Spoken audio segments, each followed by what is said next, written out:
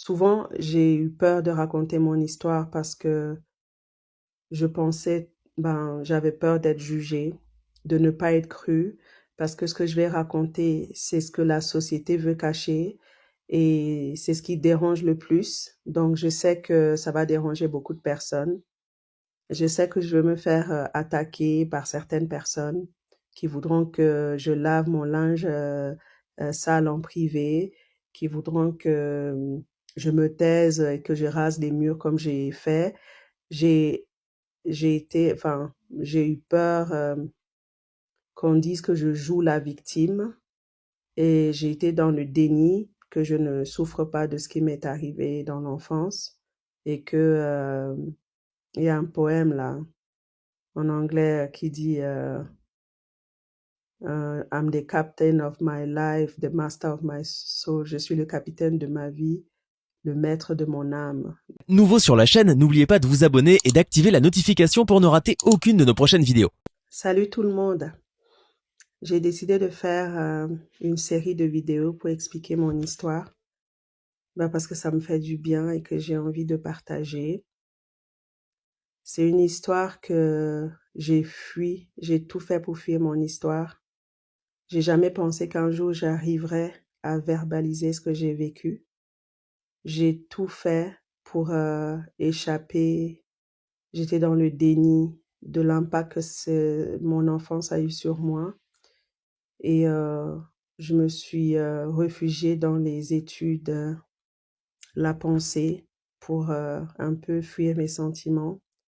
Mais j'ai porté beaucoup de culpabilité et de honte à me blâmer moi pour tout ce qui m'est arrivé. Ce que souvent les enfants font quand il arrive des choses dans l'enfance qu'on ne peut pas accepter. Parce qu'en fait, quand on se blâme, quelque part, c'est comme si on aurait pu faire quelque chose dans la situation. Alors que si on accepte qu'on n'avait pas le choix, ça nous enlève tout pouvoir et puis ça nous met dans un état de désespoir.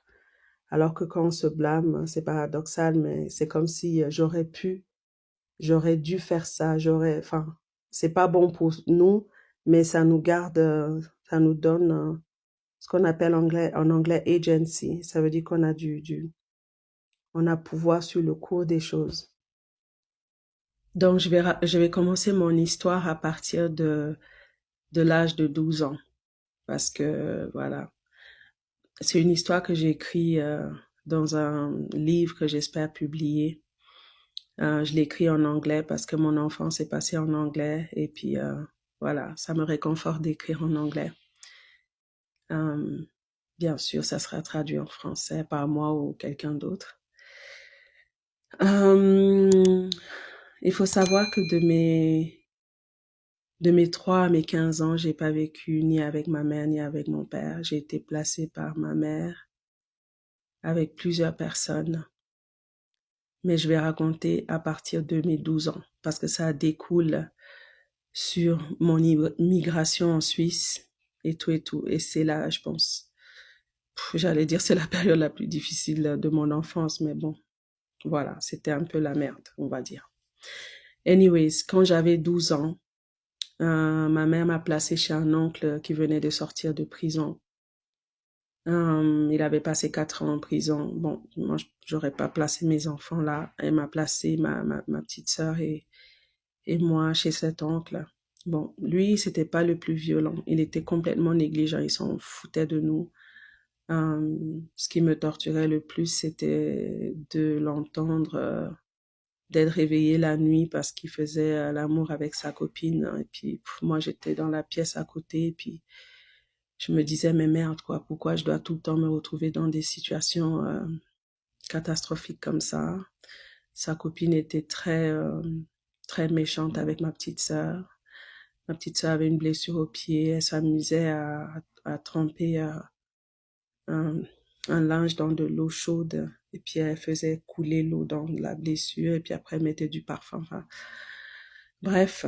Donc, on est arrivé chez cet oncle à Bamenda.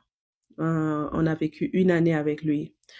Donc, pendant cette année, donc j'étais en dernière année de primaire. En anglais, on dit class 7. Donc, à la fin de cette année-là, je devais passer un examen national, le First School Living Certificate, et puis un examen pour pouvoir continuer l'école secondaire qui s'appelle le Common Entrance. Donc, on est resté là avec cet oncle, voilà, comme j'ai dit, négligent. Ça veut dire que bon, on s'assure que tu manges, mais voilà. Si t'es là, t'es pas là, t'es à la maison, t'es pas à la maison, tu fais tes devoirs, tu fais pas tes devoirs, tu vas à l'école, tu vas pas à l'école. Et tout le monde s'en fout, en fait. Il y avait mes autres oncles qui habitaient là. Il faut savoir que toute mon enfance, j'ai été élevée par des analphabètes, enfin, illettrés, parce qu'analphabète, moi, je pense que le respect que j'ai pour mes oncles, ça n'a rien à voir avec le fait qu'ils ont été à l'école ou pas. Il y a des personnes qui ont impacté ma vie d'une manière très positive, comme mon arrière-grand-mère, avec qui j'ai passé les premières années de ma vie et puis qui n'ont jamais été à l'école. Mais c'est des gens que jusqu'à aujourd'hui, mon arrière-grand-mère, c'est mon héroïne. Et pourtant, elle m'a beaucoup tapé quand j'étais petite. Mais c'est quelqu'un qui avait quand même de l'amour et puis une cohérence et puis qui disait ce qu'elle faisait. Moi, je suis le genre de personne, depuis l'enfance, le manque de cohérence, mon cerveau capte pas. C'est-à-dire qu'on dit qu'on respecte les règles et puis après les humains font... Donc moi, bref, je devais me taire parce qu'on m'avait déjà frappé quand je posais mes questions. Du coup, ben, je savais que je fallait me taire, mais je réfléchissais beaucoup trop. Donc, revenons à nos moutons. Chez cet oncle, ben, je faisais l'école, ben, on m'a inscrit à l'école primaire, donc on a quitté Yaoundé pour Bamenda, donc nouvelle ville, on connaît personne, voilà, voilà, on s'adapte. Moi, à l'école, ça allait bien, je me suis fait des amis, et puis voilà. Ma sœur, ça allait moins bien. Mes oncles, ils la frappaient tous les soirs parce qu'elle ne savait pas lire. Ma sœur, elle a une dyslexie. C'était très, très traumatisant de la voir se faire taper sans pouvoir l'aider. Et au bout de 6 mois, même ma soeur, elle était comme un zombie, elle parlait plus, elle était comme, enfin, on l'avait tellement violentée que elle parlait plus, quoi. Euh, et ma mère est venue nous rendre visite et puis elle s'est rendue compte pour une fois que ma soeur était complètement en détresse et elle a pris ma soeur avec elle. Et mais je suis restée parce que ben, je devais finir, si je partais, je devais redoubler l'année. Donc je suis restée pour finir mon année chez cet oncle.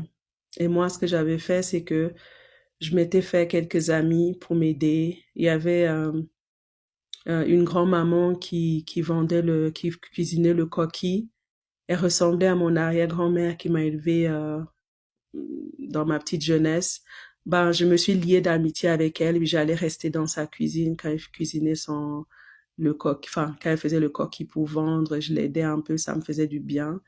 Il y avait des hommes là qui portaient des aliments pour gagner de l'argent. Ils étaient gentils avec moi. C'est eux qui me demandaient comment ça a été à l'école.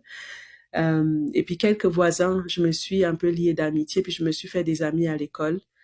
Et, euh, et un jour, sur l'émission Tam Tam Weekend, j'ai vu, ils ont invité des élèves de l'internat pour filles à Bamenda qui s'appelle Our Lady of Lourdes College. Donc j'ai vu ces filles-là qui venaient parler de leur école. Ça m'a complètement éblouie. Et je me suis dit, bah moi, j'aimerais aller à cet internat pour filles. C'était mon grand rêve. Je me suis dit, j'ai trouvé la solution. Je vais aller à cet internat. Et puis comme ça, je passe le moins de temps possible dans ma famille. Je dois juste venir l'été et puis peut-être pendant les vacances. Mais je serai protégée, je serai avec des filles. Je me projetais en me disant, ben, ça sera des filles qui ont leur famille. Et puis quand leurs familles vont leur dire ce qu'il faut faire dans la vie, ben, elles vont partager avec moi. Puis moi, j'aurai des valeurs puisque moi, il y a personne pour me guider. C'était comme ça.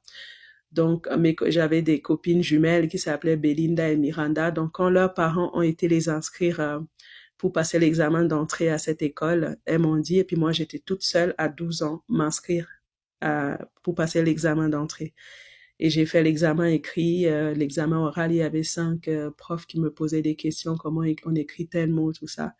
Et quand je suis allée voir sur la liste, eh ben, j'ai été prise, en fait. Donc, j'ai passé mes examens de fin d'école primaire et j'ai réussi cet examen d'entrée à l'internat. J'étais très contente. Et je devais aller passer l'été chez ma mère à Kumba, une autre ville au Cameroun dans le sud-ouest. Donc, ça faisait toute mon enfance que j'attendais chaque fois que ma mère vienne me chercher pour vivre avec elle. Ça marchait pas. Et comme elle avait pris ma sœur, je me suis dit, bon, on dirait que cette fois-ci, elle va quand même vivre avec nous. J'ai dit, ben, mais au cas où elle veut pas, elle est pas prête, moi, j'ai une solution toute faite, l'internat. Et comme dans mon enfance, quand ma mère venait nous rendre visite au village, c'est elle qui donnait de l'argent à tout le monde. Elle distribuait de l'argent à la famille. Donc moi, je me suis dit, bah, elle aura assez d'argent pour payer cet internat. C'était quand même, je crois, 500 000 francs CFA l'année, quelque chose comme ça. C'était, ou 250 000. Ah, je sais plus, mais c'était cher, quoi. Et puis, ben, du coup, ben, j'ai dit à tous mes copains, ben, on se voit à la rentrée, tout ça, tout ça. Euh, Et puis, bah, je pars à Kumba. Et puis, je me dis, ben, ça y est, il faut que je trouve le bon moment. J'ai jamais su parler à ma mère. Elle a jamais été vraiment ouverte vers moi. Donc, j'avais très peur de dire les choses. J'ai vu comment elle coupait les gens de sa vie du jour au lendemain. Donc, j'ai toujours eu peur que si je lui disais des choses, elle allait me couper les ponts avec moi comme elle faisait avec ses cousines, tout ça. Donc j'attendais le bon moment. Donc au bout de quelques jours, je l'ai approché, je lui ai expliqué que j'avais passé l'examen d'entrée et je l'ai supplié de m'envoyer à cet internat sans trop parler de pourquoi. Et là, elle m'annonce que non, elle peut pas m'envoyer à cet internat. Donc tout s'effondre pour moi. Et puis elle m'a dit tout de suite que l'argent qu'elle avait, ben, elle a prévu, elle est en train de faire un visa, qu'elle va partir en Europe avec donc elle va s'acheter un billet d'avion et puis payer son visa et partir. Et que elle a trouvé quelqu'un dans cette ville-là à Kumba pour nous garder. En fait, c'était la mère de son petit copain à l'époque. Donc on allait vivre dans la cour chez la mère de, enfin avec le petit copain de ma mère et sa mère quoi. Donc là, j'étais complètement effondrée parce que j'avais pas dit au revoir à mes amis. C'était juste censé être des vacances d'été. Et là, ben, il y a eu des données que moi, mon esprit de 12 ans n'a pas calculé que ma mère pouvait ne pas m'envoyer à l'internat ou qu'elle allait quitter le pays. Donc, j'avais aucune idée. Donc, j'étais vraiment choquée. Et elle m'a inscrite au collège secondaire du coin, Government Bilingual High School à Upstation Kumba. Et après, elle est partie. Vidéo, la suite.